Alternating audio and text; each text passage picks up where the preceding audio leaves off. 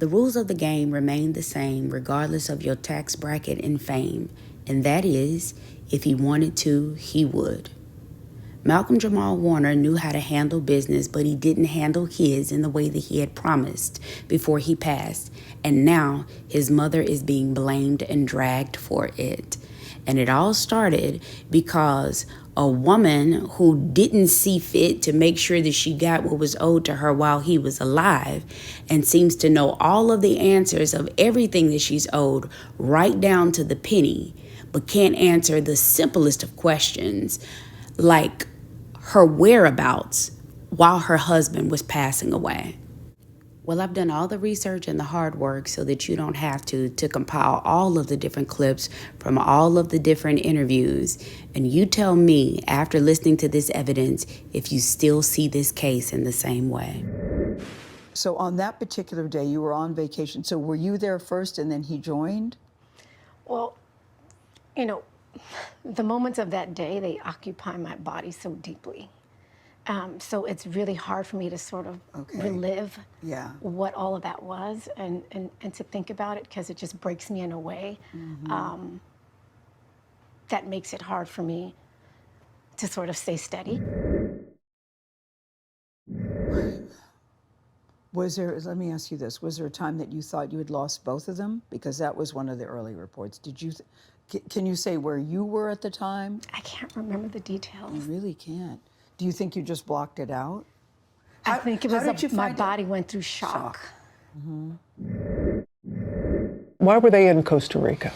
What was the purpose of his trip? wife and daughter had been in Costa Rica 3 weeks prior. She's homeschooled, and this was part of an immersion program. And so that was the last week, was for the husbands to come. Playa Grande is known as one of the most dangerous beaches in Costa Rica. There are signs like this at the entrance, even in English. Look at the top. Rip currents here all year, high risk for drowning.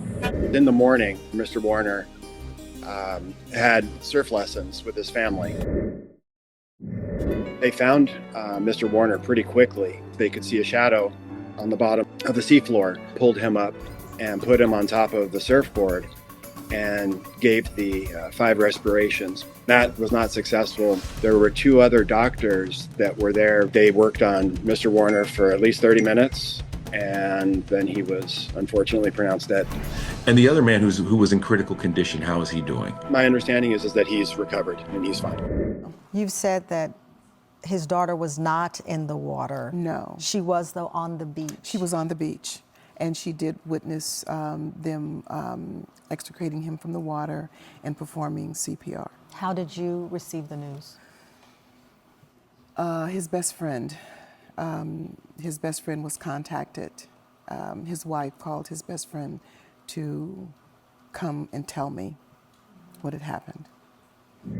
Now, I do want to take a moment to express my sincerest condolences to his family, friends, and fans, because I was definitely a fan.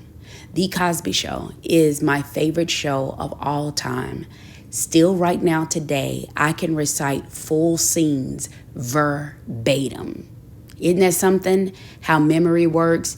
Anything that's particularly impactful to you, whether it be happy or sad, it kind of stays on the brain, doesn't it? But especially big events, you really don't forget. As a matter of fact, I bet you we could call any retirement village right now and talk to an octogenarian that is a war veteran that's seen unspeakable tragedies, taking all types of medication. Body is probably riddled with, right now, at least 3 cups of PTSD, about 2 tablespoons of dementia, and a dash of Parkinson's. And they could still tell you exactly where they were when they heard about JFK, MLK, and 9/11. Yet we have a widow in her 40s that just can't seem to remember what happened a year ago in an extremely impactful event. And I think that the reason why you didn't want to tell that in that interview is because, well, if you can remember that, then let me ask you why in the world such weird decisions was being made at that time. Like someone who, according to his mother, was not a very strong or experienced swimmer that had to take lessons with you and his daughter the day of, decided to ignore those instructions, the instructions of the people at the resort, and all of the signs that are plastered all over one of the most dangerous beaches in the country that is telling you this ain't what you want to do. And yet that man went out, put his daughter in harm's way, who miraculously people were able to help her make it back to the shore. And yet he was left struggling in the water with a man that we're still supposed to assume was there trying to save him. And yet that man only saved himself. And I still can't find the reports that released this man's name, his current whereabouts, and him giving an interview telling what happened in his own words. And yet we're supposed to believe that he was trying to be a hero instead of an assassin. Now, am I directly accusing her of anything? Nope. But I'm just saying, it just seems like this is a woman who was strung along by the face for 7 years, signed a prenup, I'm sure of her free will, a week before this wedding, and then didn't get anything that she was promised during the marriage that she finally negotiated herself into. But if you had listened to Malcolm talk in previous interviews, you probably could have predicted how this whole relationship was going to go. Let's get into some of these clips and you be the judge. I wasn't sure if I would ever get married or have kids. Why? I think because I knew myself well enough to know that I was not going to get married and give a woman half of my shit because I fucked up. So I spent more of my adult life in long-term relationships than not. I know I was never ready to be as selfless as it requires to be a good parent. How did you decide that your wife was the one? I met my wife through a mutual friend. So our first date, I was like, yeah, I'm probably not gonna have kids. And she said, I'm definitely having kids. So it was great. We are not on the same page at all. This will not turn into anything. We could actually just be friends. And like that first date was September. Our second date was October.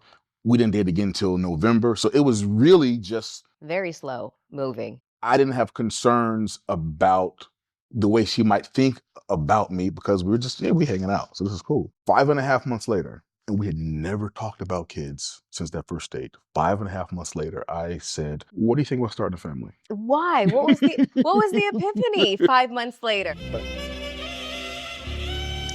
At some point, I was like, if I'm going to have a kid, this is the person that I would want to have it with. But I also realized that if something happened and we weren't together romantically, she would still be the person that I would want to raise a child with, co-parent with. Co-parent with. And my parents got divorced. My parents were separated since I was 3. They got divorced when I was 6. My father has been remarried for 47 years, and my mother and father are like brother and sister. Oh, really? Like That's my great. whole life, they've had this close relationship, and they co-parented very well. So I noticed that in my wife, I was like, if I'm going to do it, this is the person to do it with.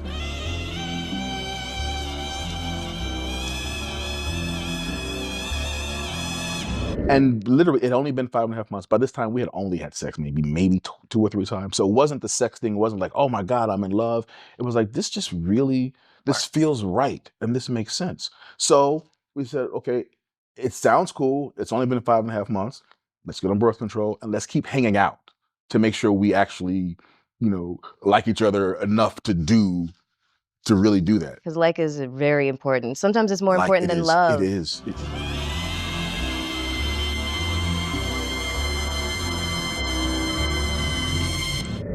Shout out to Melissa Ford. This was a great interview, and I want you to go and watch it in its entirety for the purposes of context, because you'll realize that for over half of the interview, it was me.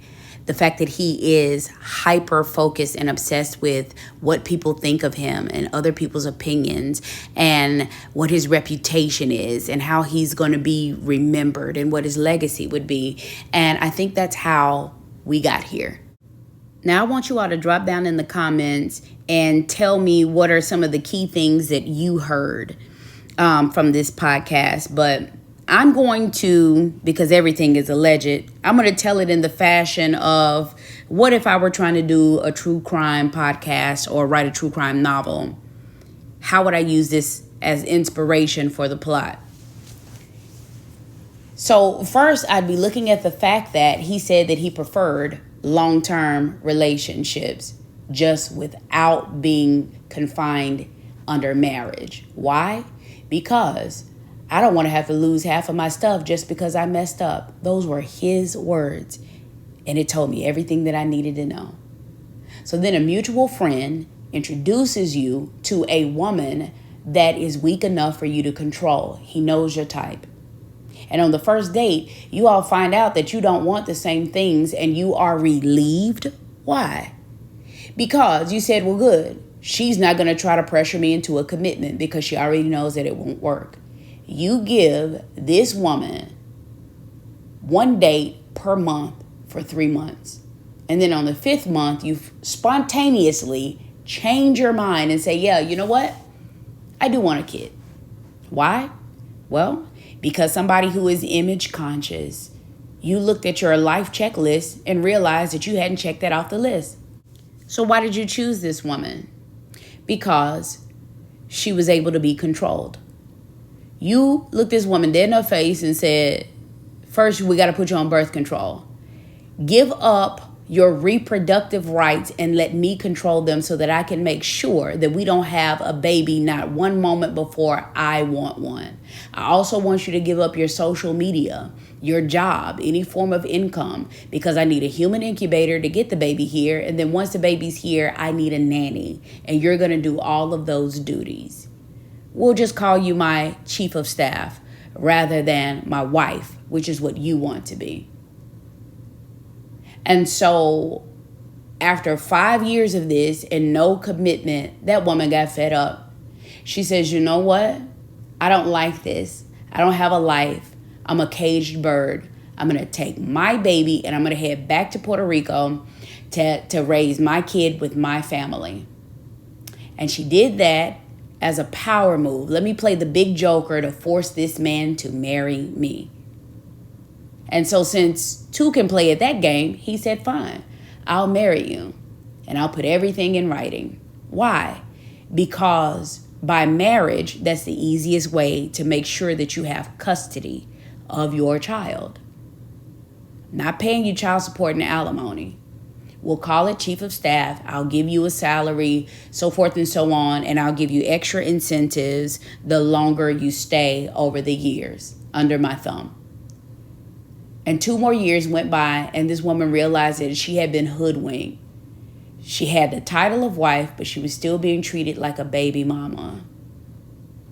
And so she took the child out of the country and stayed longer than the 2-week maximum. And he had to come out there and get his kid. And while there, we're going to call it a family vacation. Everything's going well. And you're going to go out in that water, and that'll be your last vacation. Wouldn't that be a cool true crime novel? Yeah. But the problem is this is real life. And in real life, you all are dragging this man's mother, calling her a helicopter mom, Velcro mom, stage mom, a boy mom that's obsessed and has an unnatural relationship with her son. And she's one of those moms that uses her son as a husband because she can't get a man. This woman is being dragged. She's called cruel and she's stealing all of the money from his family, when the truth of the matter is he has been in business for over 40 years. He knows how to do business. And he didn't want to do it with her. He trusted his mother, and his mother's the only woman on the planet that he trusted. He never intended on giving her any of those things.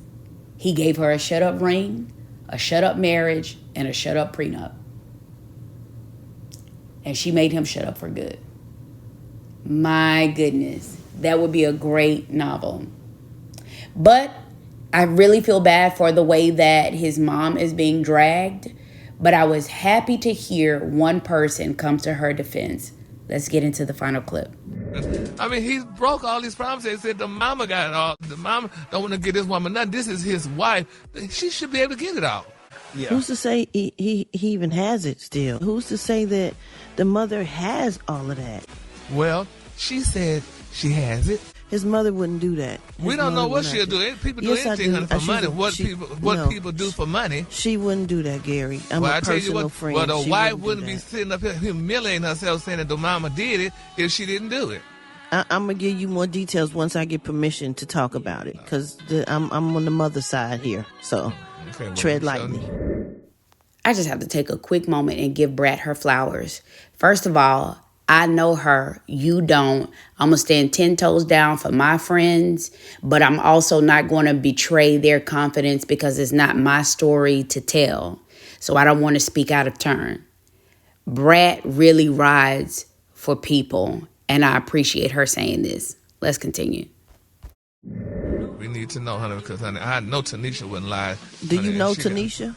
Oh, baby probably, honey, is suffering, honey. She ain't got no food because the mom ain't giving her she no definitely food. got food. She definitely got food, Gary. They not starving. I can guarantee you that. No, sir, I know.